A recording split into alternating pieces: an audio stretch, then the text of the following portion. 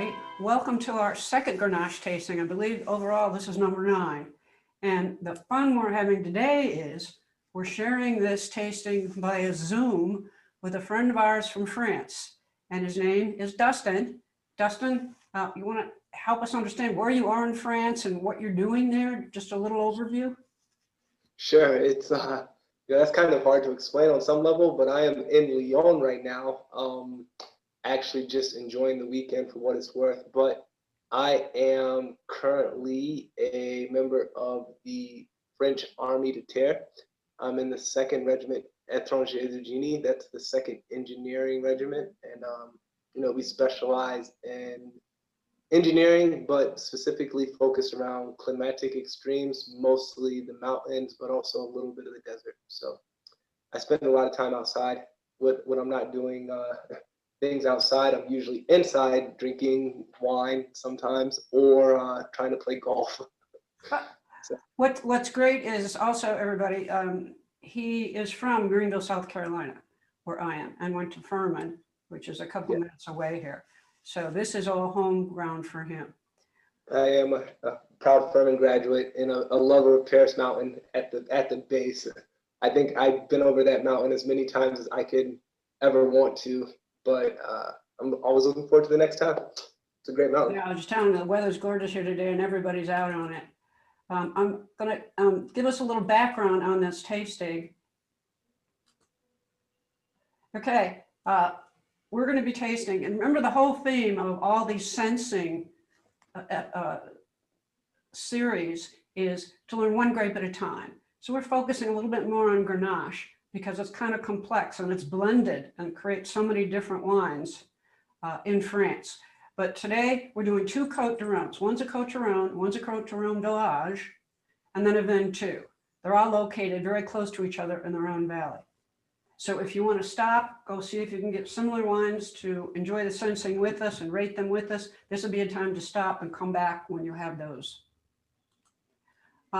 Just quickly, we're going to be doing the 3 different ones. We're going to be the UC Davis 20-point system at a high level, just to really get comfortable with how do we rate how it looks in the glass, in the nose, in the mouth. How does it feel in the mouth?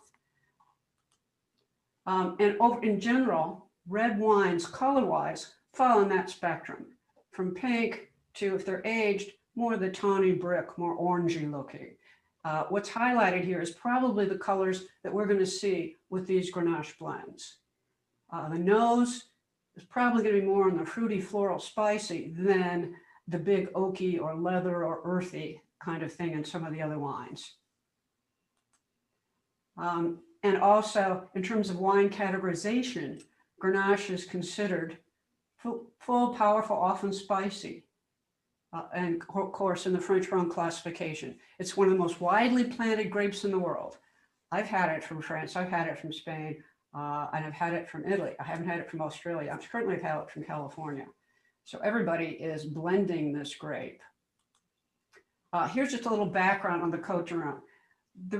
One of the reasons we're doing this is we really wanted to understand the difference between a Cotes de Rhone and a Cotes de Rhone Village. I had had a Cotes de Rhone Village, and I just wasn't clear to me which one was supposed to be better and what the difference was.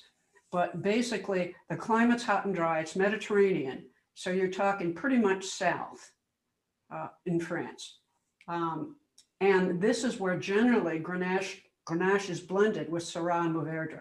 There's this GSM logo that says, hey, we're talking about one of those GSM wines, meaning Grenache, Syrah, Mourvèdre. And also with a warmer climate, it can be higher alcohol content, which I think we'll see in these. The one that we got, the Cotes de Rhone, I was able to look up and find the percentage of Grenache. On the Cotes de Rhone that's not Village, I was not able to find specifics on it. But the second wine we're drinking is 50% Grenache, 50% Syrah, and 50%, I think, one of the other grapes. And it also, this came right from the winery's webpage. They call it delicate oaky nose, sweet spice, blackberry, blackcurrant. We'll see if we agree with that or not. Smooth tannins. They say keep this at 17 degrees centigrade. And it's great with grilled food, charcuterie, or camembert. The Ventoux, which is the third wine, is a different region, but it's co-located right near the Cote de Rhone. Again, Mediterranean, but because it's up in a higher altitude because of the slopes, it may give it a cooler characteristic. So they considered it one of the lighter fruit-driven wines. And these are made with also the same 3 grapes, but also Carnigan and Cinsault.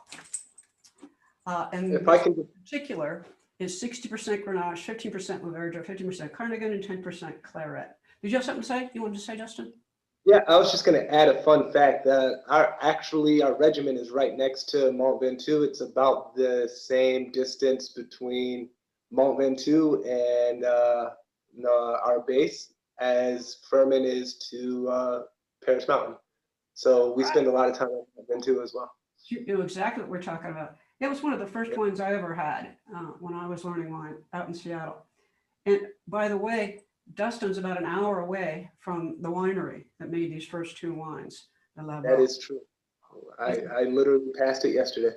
You did? All right. That is so cool. I did. I'll have to take a picture and you guys will have to definitely come and visit. Or I should really just stop in. But, I love that. It says a fruit-driven style with cherry and raspberry notes, hints of chocolate and coffee, and they say charcuterie, grilled meat, white meats. And they also make rosés from this area. But just to give a little idea of what we're talking about, clearly the Rhone Valley is in the southeast portion of France. Now, what I've learned from reading a couple articles is there are 4 levels of these Cote de Rhone wines. The bottom is the Cote de Rhone that we're going to have as wine number 1, just plain Cote de Rhone on the label. The second one, Cote de Rhone de Rouge, is in a better terroir. I think there's more care, and it's just a better wine making process, better viticulture. They say better terroir, meaning everything having to do with the wine is better than the normal Cote de Rhone. The third level, there are 21 villages in the Cote de Rhone region, and you will see the name of those villages on the bottle if it's in that next level. And the top, you know them by their name, and they never say Cote de Rhone.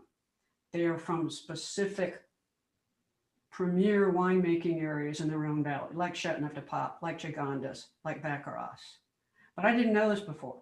So I looked at something, okay, because I'm just trying to figure out, what are these 2 wines? What is different about them? And this one, I don't know if I can zoom in any more than I am. Okay, that was lucky. The cities with the crowns are the top level, Gigondas, Baccarat. The little red dots are the 21 cities that will be on the label in that third level of Cote de Rhone wines. And we look down here, you'll see over here is Ventoux that you were talking about, the next region over. That is definitely Ventoux. And then this one again showing you, hey, the orange areas are the Cote de Rhone, and you got Ventoux is a big area down here, close to Luberon. So I'm going to stop sharing, and we're going to start seeing what these wines are all about. Sounds good to me. My Give me 1 second. My suggestion is, we just did this last time. We went through and we did the color on all 3, and then we stopped and did all the rest on each one, if that works with you. No, that works perfectly. I was actually going to grab a pen just to take notes. Sure. Okay, the number 1 is, as we'll be talking about, I had this somewhere recently. Actually, somebody gave me a bottle, and it's been in my cellar for a long time. Now I can't go back and thank them because I don't remember who gave it to me. But it was one of these 2, and it's Laval. They've got a really nice website. They make many wines.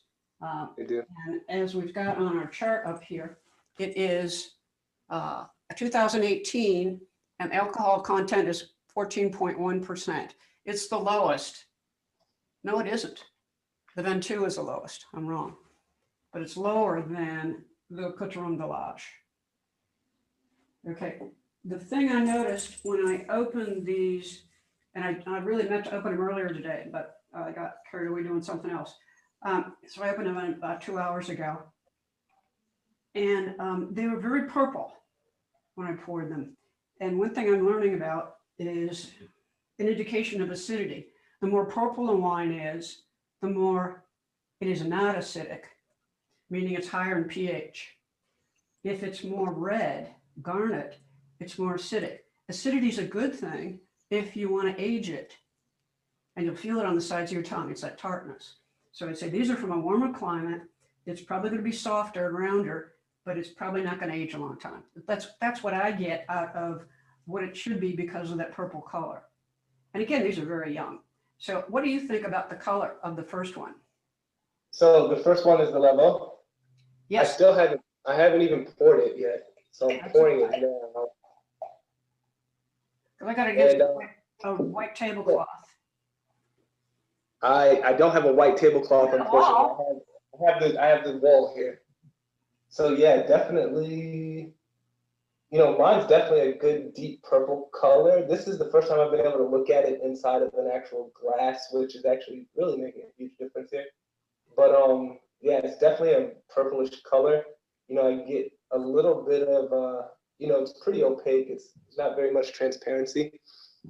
But yeah, the color, I would call it a deep purple. The other thing I like to do that some folks don't do when they are sensing wine is get everything I can out of it before I taste it. So looking at it, I'm also interested in how's it move in the glass? Does it move like it's got a big body? Does it move like it's got a little body? Are there big alcohol tears coming down the sides of the glass? What can I tell? All else can I tell about this just by looking at it but not sensing it yet with my nose? And I'd say it's probably a medium body. That'd be my guess. We'll find out when we get it in the mouth. But what do you think? Like a medium body? Yeah, just based on like the windows I would see just from the viscosity of the wine, it does seem like it's somewhere in the middle. I feel like I've seen thicker, but I don't really, I don't have a good base for knowing what's exactly in the middle. Because I think the fun of these first two steps, meaning looking at it and smelling it, is really to guess what it's going to be like in the mouth.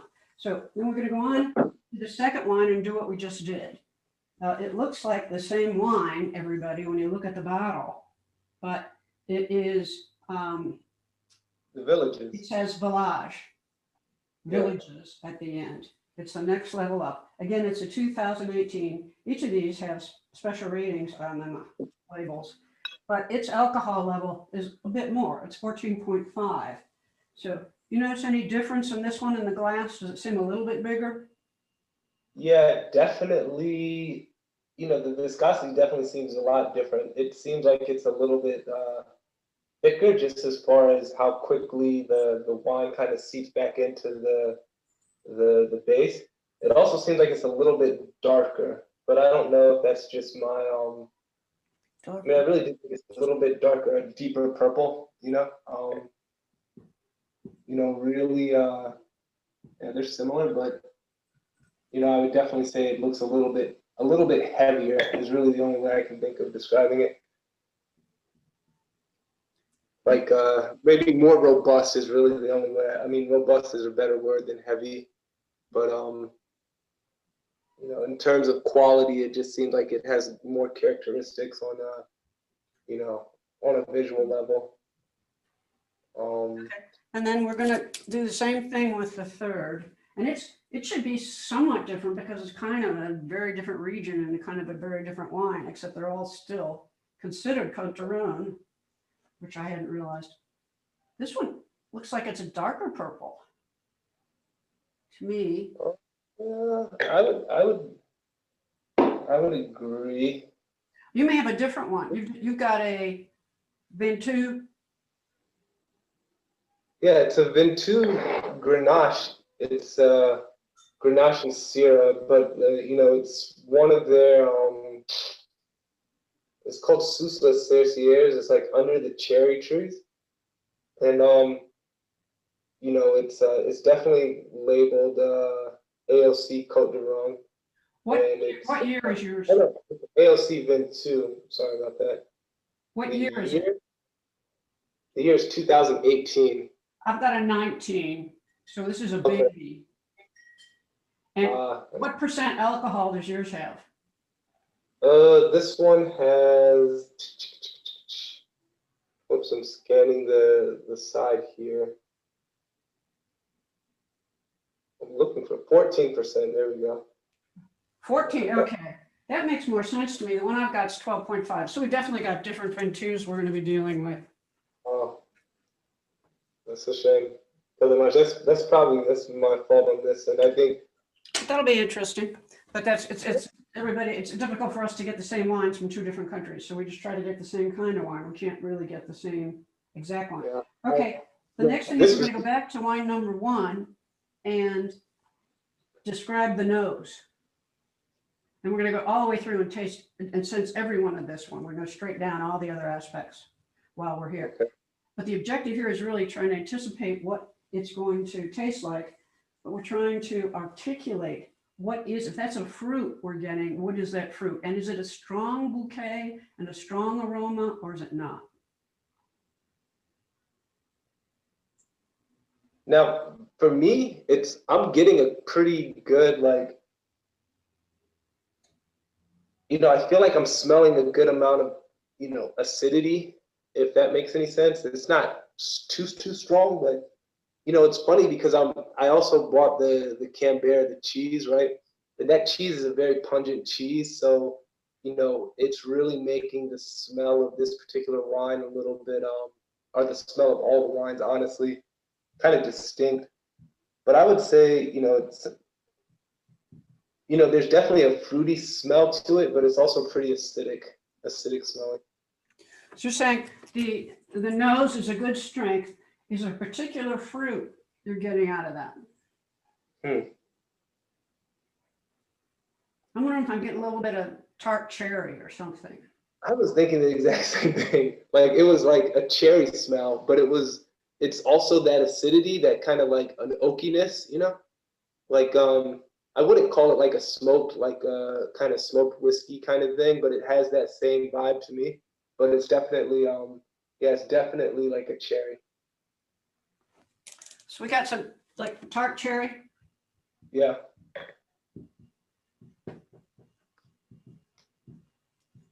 Okay, now do you think this is going to have, since we're getting ready to really taste it and put it in the mouth, do you think it's going to have a big body, or do you think it's going to fall off quickly? What's your sense from having looked at it? See, there's some tears showing up on mine now. Having looked at it and smelling it, I would really think it's gonna kind of be a quick experience in the sensory, like it's gonna be a quick experience. I feel like. I mean, I feel like you're gonna taste it right away, and as soon as you swallow the wine, it's gonna go away. I don't think it's gonna last. That's just my guess, but That should also just be from common sense too, about the price of it. It's the bottom of the Rhone. We kind of wouldn't expect it to be elaborate, but it's like, hey, go ahead and let's try it. See if we're right. Let's do it.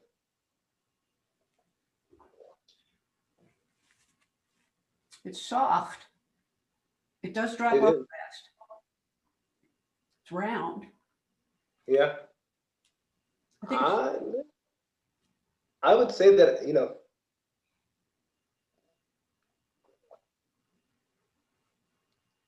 yeah, it's a little bit, it is soft. That's a great way to describe it. I mean, it's one of those things where I thought the flavor would have been more powerful just based on the smell and the look. But no, it definitely dissipates pretty quickly. I mean, it's not one of those things where it lingers, like me and some of my friends were drinking the Chateau Pope de Neuf, Chateau Neuf de Pope, pardon. And yeah, that one definitely hung around a little bit more.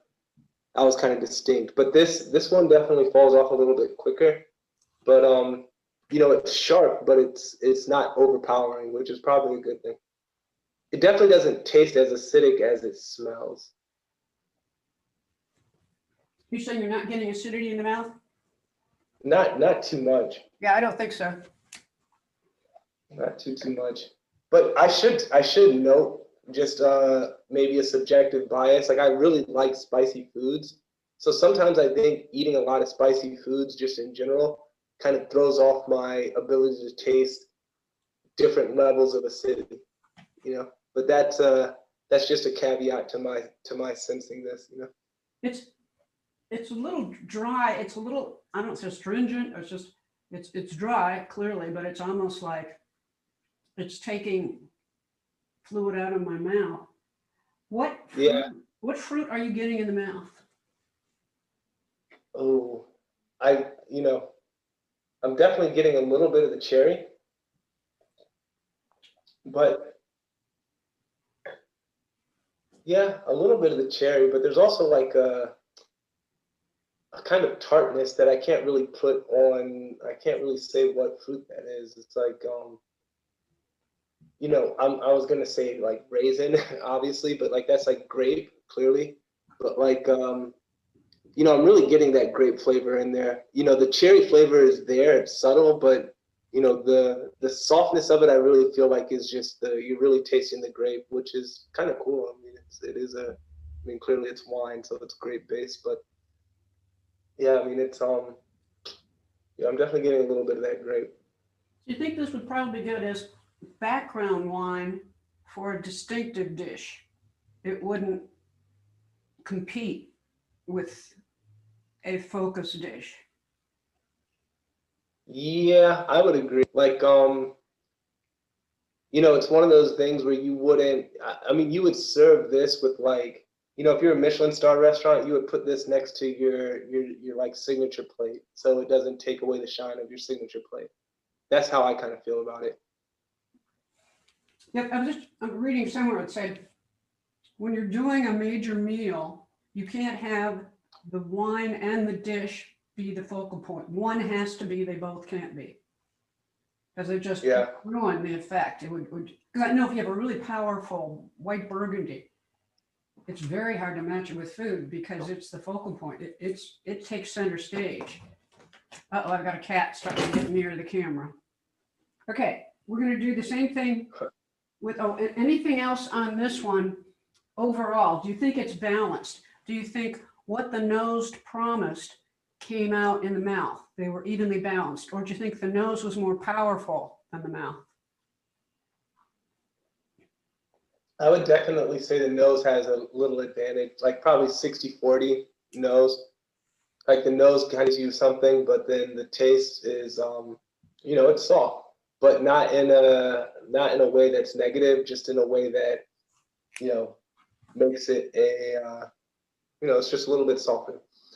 Now, the fun is this next one, we can do it, we'll go do it straight down, but also we can come back and keep comparing to the first one, because these two are brothers. They're from the same winery, Yeah, same region next door. There should be a lot of similarities. Okay, now this one, first thing we're going to do is define the aroma and the bouquet. The aroma is the grape itself. The bouquet is something the winemaker can make from it. Just for being more precise going forward, that's how they differentiate those two terms. So I just say, hey, the yeah, nose, and it covers it both. yeah. Okay. This one's starting a So little redder to me than purple. yeah, definitely, it definitely has a slightly redder hue, but it still feels like the color is just deeper than the first one for me personally. I'm just going to put I mean, red. but then Red could also mean more acidic. It could be yeah, and it's from but a little bit cooler area of Cotes. I'm not getting the acidity in the bouquet or in the nose. You're You not know, getting it. I'm not getting that a ton in the nose, but I'm definitely seeing the color difference and the, you know, just the viscosity. The windows on it are definitely different. What do you think this is going to be like in the mouth in terms of the finish? Do you think it's going to drop off as the way it moves in the glass, or do you think it's going to last a bit longer than the last one? You know, based on the way it moves in the glass, I think it's going to last longer. I mean, it seems like it's sticking to the glass a little bit better. So it just it gives me the impression that it's going to linger in the mouth some. And the smell is not nearly as acidic. So I'm thinking it's going to, just kind of, it's going to really kind of seep into the taste buds. It's not going to just go away after you swallow the wine. I mean, that's my guess. When I have it finished, kind of where in the tongue are you finding it? Just on the sides, or is it the whole tongue, or is it, that's just another way you can tell a really good wine is its coverage. So let's go and try this and see if we're right that it's going to have a better finish. Okay. I already took a sip here. I'll take another.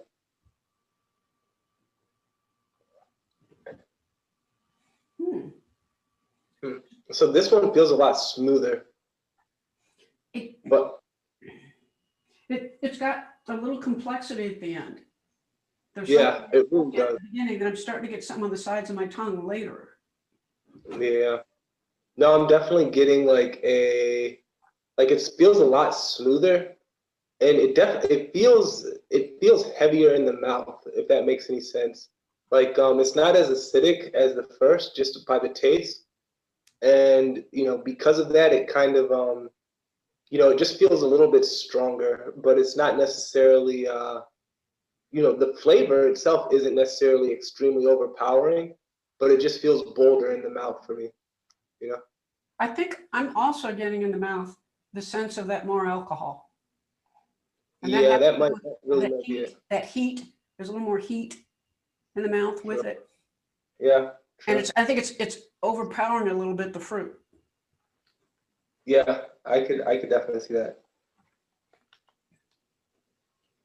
So we said on the aroma, we were still getting cherry. I forgot what we said about the aroma in the nose. It's in the nose, I'm getting cherry, but I'm also getting a little bit of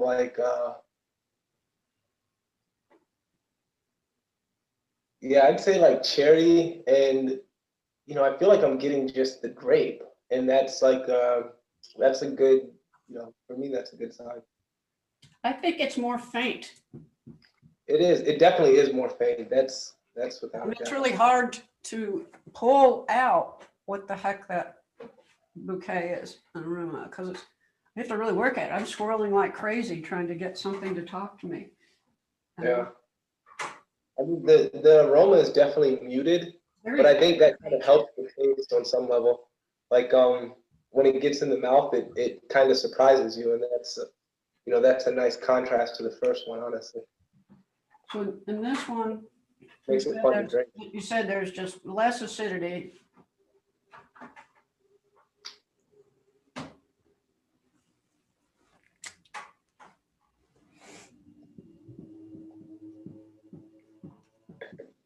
This is really this one's less acidity. It's really a lot more mellow, it feels like, but it's still really there. I don't know how to describe it other than it doesn't really assault the taste buds, but you still get the flavors. And I'm getting a lot of that cherry grape flavor, but compared to the first one, that kind of assaults the taste buds a little bit. This is a lot easier going in the mouth, but it also just lingers a little bit longer. So it's softer, it's more gentle fruit. Yeah, I would say so.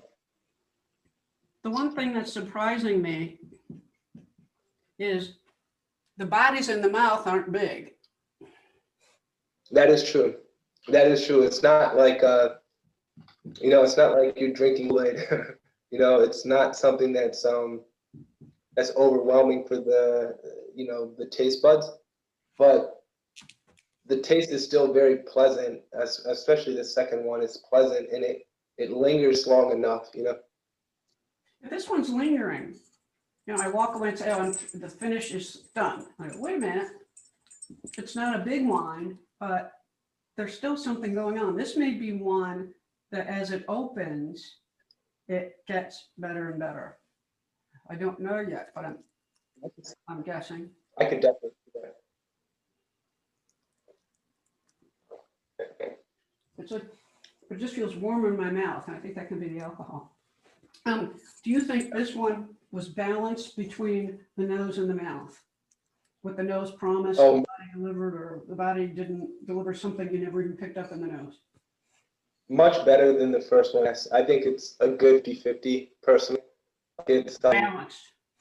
Yeah, it is balanced. Like I get faint traces of the flavor in the nose, and then you get that taste in the mouth, and it's really a pleasant drinking experience. I find it more more agreeable than. I just think the impression was round. I'd have to go back. I want to compare 1 and 2 for a second because I made the comment round on the first one. I want to see if I agree. I agree with you. The first one's more acidic.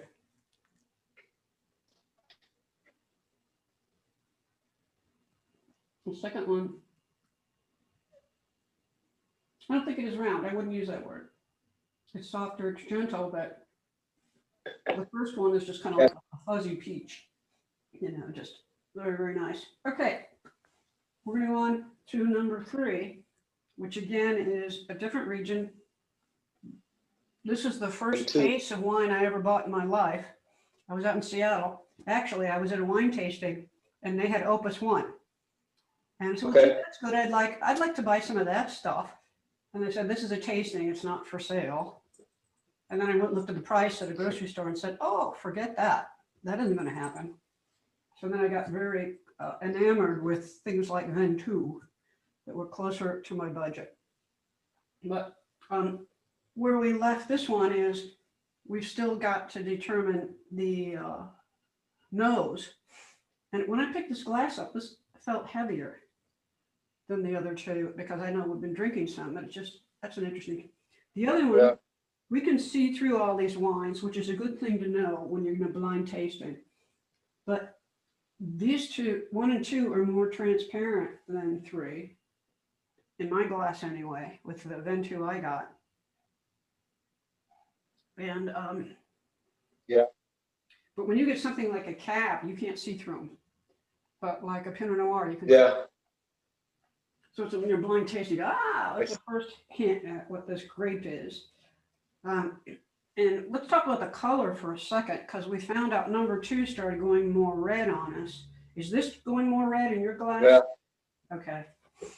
It definitely is, without a doubt. This one has lightened up considerably, it feels like, since we poured it. Does it seem to have, that is a great, in the glass, does it have a bigger body or a smaller body than 1 and 2? Mine, it looks. I think it's bigger. I think it's bigger than 1, but less than 2. Okay.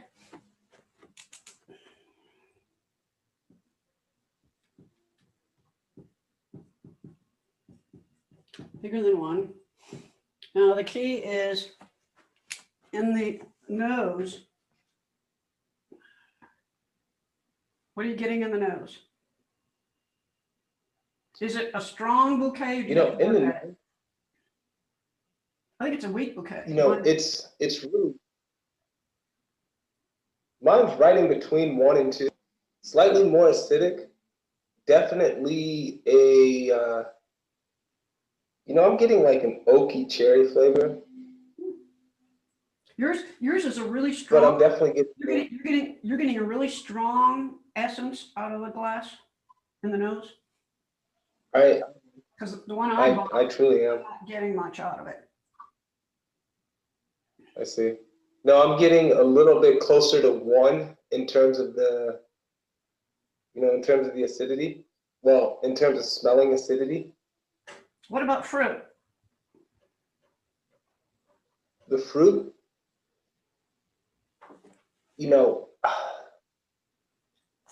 I feel like I'm getting like a little bit of cherry, but I put these apples in my little meat tray, and I don't know if I'm picking those up just because I ate them. Because I'm getting like a cherry, an apple, and maybe a little bit of a grape flavor, but all of it seems pretty like oaky, if that makes any sense. It's like, it's muted. It's not pronounced, but it's there. Talking green apple, delicious apple. Oh, it's definitely a good apple. It's a apple flavor, but Now, what do you think I'm this, definitely getting a lot of cherry. what do you think this is going to be like in the mouth? Is it going to be a quick finish? Is it going to linger? The body going to be big, small? I feel like this one's gonna kind of fire up a little bit with the, like at the debut, just with the alcohol content. And then I feel like it's gonna linger a little bit just based on the viscosity. And then after that, I don't know. I don't think it'll linger longer than the second wine, but I think it'll hold, it'll kind of hold its own to the first. And, I'm assuming it's gonna be pretty strong, to be honest. When I've read about this Like pretty one, powerful. when I bought it a long time ago, it was a light red. Fruit forward is the term for more fruity than anything else. And thin body. That was my classical image of it when I got that case a long time ago, probably in the mid 80s. So anyway, we're going to taste it. And you think you think this finish is going to last long? No, not really. Okay. For some reason, not really, just based on the It seems to be based on the first glass. the nature of the beast in this region.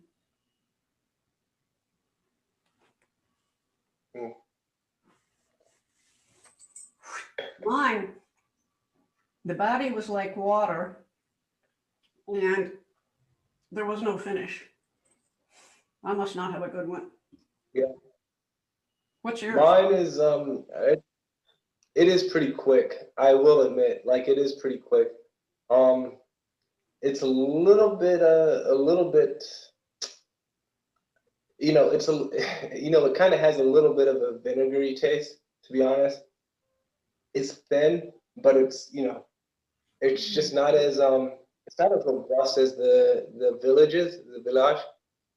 but the flavor hits right away, and then it quickly just disappears, and that's what makes it feel watery, But at the same time, like the flavor doesn't really necessarily linger, but it's a what it kind of reminds me of for whatever reason. It gives me, like, I don't know if you've ever had sushi, but you know how they put the little pieces of ginger on the side so you can kind of like cleanse your palate, It kind of has that vibe to it. It's kind of a shock, and then like it goes away really quickly. And then, I'm finding, okay, then after that, when I eat something else, I kind of take on the flavor of whatever food I eat next a little bit quicker. I'm kind of disappointed in it because when I'm sitting here going, I want to go back to number 2, and my senses wanted to drift back to that because this one seems it's dry, but it's thin, as you said, and the one I got again when we're having different wines, you're going to get a good one or you're not going to get a good one. That's the nature. Using the vintage chart is helpful, but mine just dropped off so fast. I have a really hard time saying, "Hey, what was that fruit?" What just flashed by my senses so quickly. Do you think it had? Let's see. I've got drops off. I've got it thin, but I want to balance it with what you've got in yours. Yours sounds like it's better, for sure. You've got more alcohol. Mine is really. It definitely has a strong alcohol content. And I think it's because of that higher alcohol content that it kind of zaps a little bit differently. It kind of, it hits the tongue, it hits the mouth, and then it dissipates so fast. Yep. And like, it's almost like, this is going to sound crass, but it's almost like, you take a shot of something like a hard alcohol, and then you're following it up with something that's like like a slightly fruity drink, It's, it's not, I don't want to say that in a negative way, but it's definitely a different sensory experience on the tongue and in the mouth than it is, with the nose, and especially in comparison to the other two. I have a little story about that case I got out in Seattle of Ventoux. After a year, maybe 3 or 4 years, which is about the life of it. And I gave a couple bottles to some friends who live in Virginia. And then I hadn't tasted it for a while. And then I tasted it. Oh no, it's gone bad. Oh, what an awful thing I did. I got a letter from them like a year later. That was their favorite wine. So I think what happens is this puppy over years does that kind of a thing. You know, here's a good year for it, and then it ages, and it can be good before it. But you wouldn't. These aren't known for aging, and so I was totally shocked when they called me and said, "Oh, thank you so much." And I was, oh my gosh, I thought I was going to get really upset. But what's your okay? Now this one, would you say the nose promised more than the mouth gave? Yeah, I would definitely say so. I mean, the nose definitely came through. It's a strong. You get a little bit of the alcohol content, a little bit of the acidity, but you also get a lot more cherry, like apple fruitish flavor in the nose than you get in the actual taste. Okay, which of the three is your favorite and why? Oh, you know, I'm really liking the villages, to be honest, the Côte d'Rhone village, and that's really because it's you know it's kind of this heavy mutedness, you know, that I really kind of appreciate in the taste, you know. It's the texture is great, like it's not too acidic on the tongue. The smell is also equally, you know, mellow and balanced. But yeah, it's not, you know, extremely flavorful, but that's actually something I'm really appreciating about it right now while I'm kind of enjoying it with this little like cheese and meat tray. You know, this camembert, excuse me, cheese is really like pungent. It has a strong odor, and because of that, it's something that's you know, it's something that's kind of interesting to have next to these wines. But yeah, I'm liking the villages a lot. I've got a little And the color. too I'm trying with these. I'm agreeing with you totally on wine number 2. The other thing I'm finding, I just poured a little bit more in wine number 2. And when I did that, I got so much more cherry in the nose. I went, whoa, that's nice. So I think this may be one that as it opens, it's going to keep getting better and better in the next 20 minutes. Yeah. Which is a good thing to know. It's tough when you're tasting. That happened to us with another Grenache tasting. The one from Sardinia opened up late after we were recording. I went, wait a minute, we want to change our vote on this thing. And that's not No, often says, hey, like just says, maybe this is one, yeah, you open it. It's just opening. It's like it wants to be swirled. Maybe it wants to be decanted, even though it's young. And they say you decant if it's a highly tannic young wine or an aged wine that's been in the cellar for 10 years. But I think there are times when a young one that's fruit wants to open up, like a mid-level Valpolicella or a mid-level Grenache. Okay, now the last thing we have to do is give them some points. And the way it works is, with the UC Davis 20-point system, nothing really gets 20. It has to be the best vintage, the best winery, the best region, the best year, the best everything. So most of them fall between 16 and 18. A 16 being anything below, it wouldn't be commercially available. So that's basically the way they score. So yeah, it's a skewed scoreboard. So number 2, the most, would you give that like a, and you can decrement by 0.5. That's also possible. So it's subjective, I admit it. So number 2, I would probably give it I think I would give it a 17.5, maybe an 18. Because it's great, but it's still not like the best wine I think I've ever had, to be honest. But it's not bad, you know? Like yeah, it's maybe 17.5. I mean, but I don't want to. You're probably not going to walk out of here and catch your neighbor and say, "Oh, God, I just had the best wine in the world. You're probably not. Yeah. Because Probably not. Definitely not. you are kind of muted and your senses are hungry for something bigger and on every aspect. And these are pretty muted. Yeah, Overall. that's true. That is true. So what would you give number 1 and number 3? So number one, you know, I would give it a, I would give number, that's kind of hard.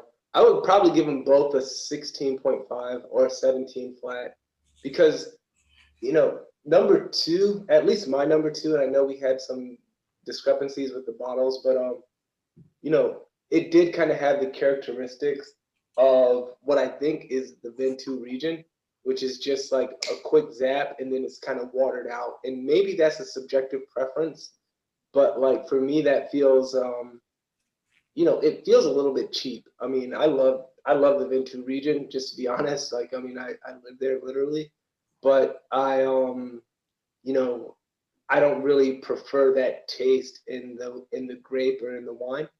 And you know, so maybe I would give number three, you know, a 16.5, and number one like a 17 flat, or a, you know, 17 flat. When I was working for Michelin and we'd eat out in France, the only wine I could afford by the glass on my per diem was a Cote de Rhone. So I always had Yeah. an impression in my head, that's what on the menu. That was my impression. It's also my impression people cook with it. You know, they make Yeah. a chicken dish with a Cote de Rhone. You know, da, da, da, da. So okay, so that's kind of where I put it in my head. But then I've had some more interesting Grenache blends lately, so I keep going back and dipping in there. And that one that you recommended we try, which was from Sardinia, we just did backflips over that one. We loved it. I'm glad. Okay. That was a suggestion of somebody else, but Anything else that you want to add about any of the three wines that you particularly liked or didn't like overall? you know, there's nothing really to add. But you know, I'm kind of curious. You know, you're talking about the nice fall day that you guys are having, and we're having some pretty good fall days here. And you know, there's a popular tradition in France to drink hot wine during the winter. You know, they put it out at all the Christmas markets and things like that. But I have no idea what kind of wine they actually use. I mean, it's a red. It's a red colored wine. But you know, maybe I don't know if you would be interested in doing an episode on that. I would love to learn more about it. But you know, we drink a little bit of hot wine here and there in the Christmas markets and other places around. That's a good idea. I'll give it some thought. My experience when I had it once in Ricqueville up in Alsace, it came from Languedoc. And Okay. my impression was that when you made mulled wine or hot wine, that drink, that you didn't use a good wine, that you used something that was kind of had edges, you know, a bowl. Exactly. Okay. See, I thought that too because they put a lot of they put like fruit and like oranges and other things inside of It's the. like sangria. Yeah, exactly, Sangria. exactly. See, I mean, really what you've done is help. I mean, this is the joy of education, but you kind of opened my mind up to thinking about all the different ways that I've had wine. And for whatever reason, I think because of the weather and because of the seasons, you kind of got me thinking about the hot wine.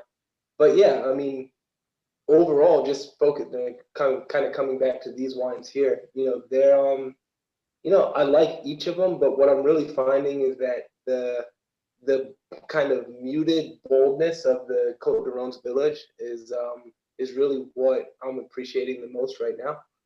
But you know, I could see how people might gravitate towards, you know, the Ventoux or the Cote de Rhone just in general.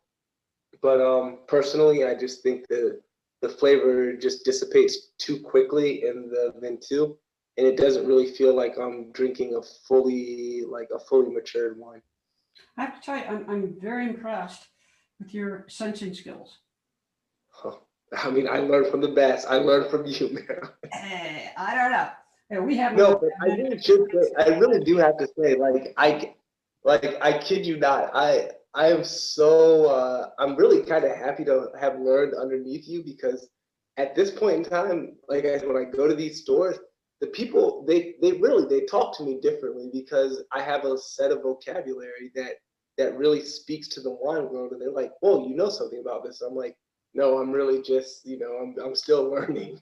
And they're like, "Wow, like you at least know how to ask for, a specific region, or what the regions are, what the differences are." And that's a grace de toi, and that's really the only word I can think of, because that's literally what I say when I go into the stores. They're like, "Okay, why do you know this, or why are you interested in that?" And I'm just like, I have my friends in the U.S. So thank you. I'm thrilled. But when I said I was going to wait until we finished recording to turn around and show everybody the view, but I changed my mind. I'm going to do it now while we're still recording. So I don't know how it's going to come across, because sometimes it just comes up as a white blur, but we will turn the camera around. You can see a good tree already. There it is. Ah, yes. That is definitely the Smoky Mountains. Home sweet home. Used to be the Blue Ridge, but Yeah, I mean, I'm the Blue Ridge Smokies. I got a small picture, folks. I'll see if I can switch it to a big picture, but I don't know how to do I'll that. switch my hat too to my good old Augusta National, because that's coming up soon too. So at any rate, thank you everybody for joining us. I hope you enjoyed that Cotes Rhone. I'm going to take Dustin up on the idea of doing a warm/hot red wine tasting, and look for that to come up next. Thank you so Yes. much. I really appreciate it. Don't go away. Yeah.